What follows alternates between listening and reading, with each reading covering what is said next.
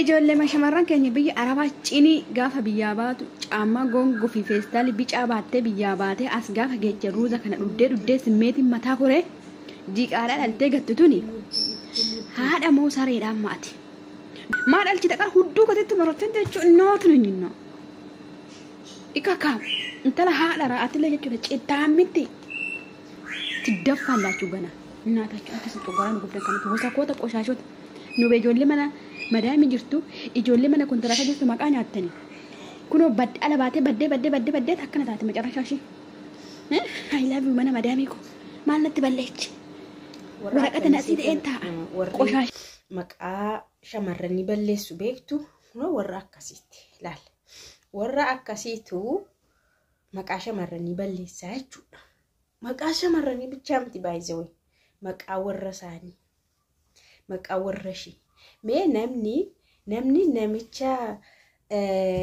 riikardii addunyaa cabsee dubartii 400 viidiyoon harkatti argame jedhee miidiyaa xinnoodha hama miidiyaa guddaatti irratti haasa'ame miidiyaan maqaa isaa hin dhoofne hin jiru namni isa hin barreellee hin jiru namni miidiyaa fayyadame isa hin barre hin jiru dubartiin tokko isa irratti afurra keessee sirba saanuu sirba afaan oromootiin sirba jaalalaatiin yeroo ofirratti akkanatti sirbitu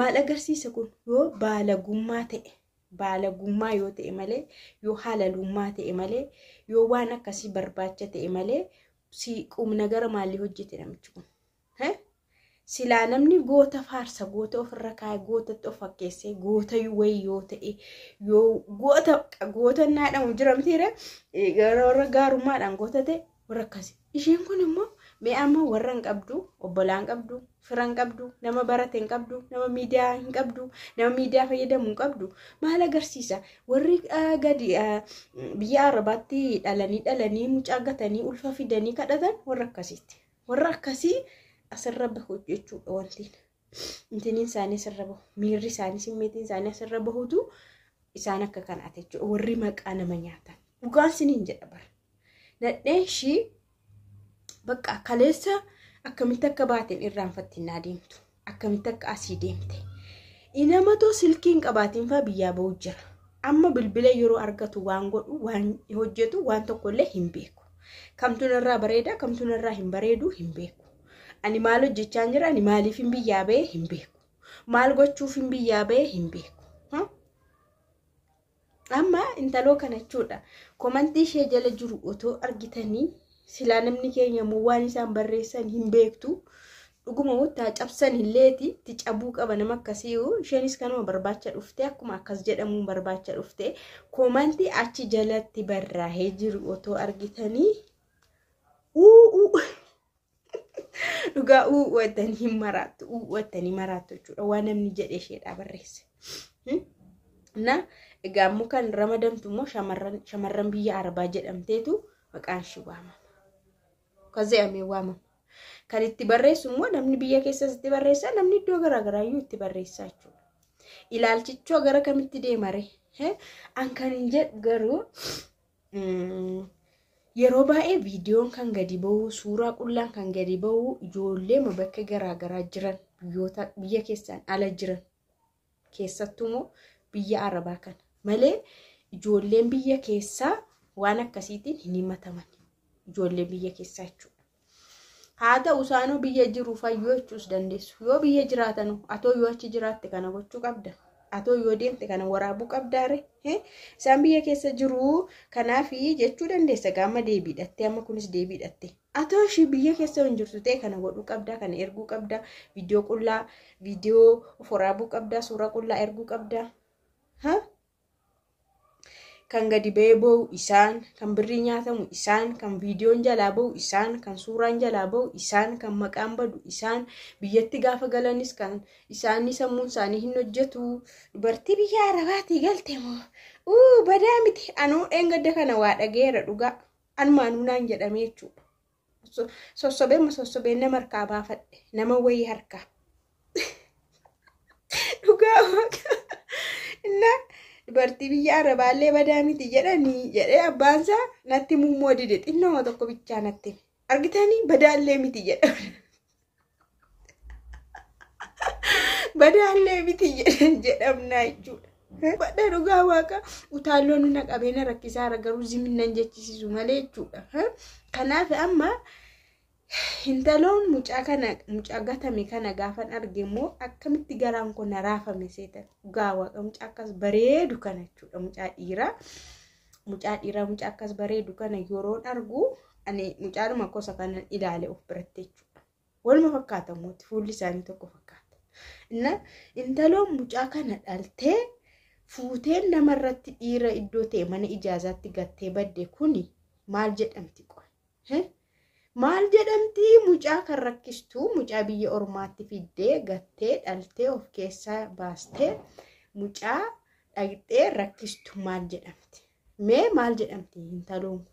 Mucaan kun nadhali jedheeraan gadi na fideera. Mucaa boosistu mucaa araasii mucaa isayyuu dhiirri yoo xinnoo iyyuu booyee hin bokokaa jedhan dhiirri baay'ee hin boosisamu akka doorbaa miti jedhama. Dhiirri baay'ee hin boosisamu ijoolleen dhiiraa yoo bo'an hin bokokuu jedhama. Intaloo akkasiifaa amma maal godhamti? Maal jedhamti qoy? Maqaa shamarranii nyaattee maqaa warra ishii nyaattee maqaa biyya ishii nyaattee namni kun illee amma biyya ishiiyyuu iddoo ganda ishiiyyuu himee warra ganda ishiittis warra biyya ishiittis himadheeraadha asii biyyaa jechuudha. Achi immoo abbaan Yamanii jira jedhan. Abbaan Yamanii jira jedhanii isheen immoo beeku Saawudiin itti fakkaata. Gidduu deemutee isheetu achi dhufetee isatu asii dhaqetee adoonnoo garuu akkaataa haasa'aa isaaniiti malee mee maaluma jedhamti shamarran keenya yoom immoo kanarraa dhiisu yoom hafa waan akkasii amma bara 2017 waa'ee ulfaa waa'ee dahuu waa'ee maaliif ulfooftanii maaliif kaayyoo keessan dagattanii hin dubbatama amma bara kanas hin dubbatama dhugumaan siniin jedha bara. Ergi dhaltee immoo ergi ulfooftee mucaa sana qabattee lafa ciniintee guddisuun dirqama isheeti. Dhugumadha. Dirqamadha bakka. Dirqama mucaan gatamuu hin qabu, mucaan rakkachuu hin qabu, mucaan miidiyaarra dhufuu hin qabu, mucaan itti kadhatamuu hin qabu. Erga sossoqolattee dhaltee biyyoo nyaattee mucaa guddisuu kalas mucaan waan beeku hin qabu askeetti mucaan rakkachuu hin qabu, mucaan boo'us hin qabu.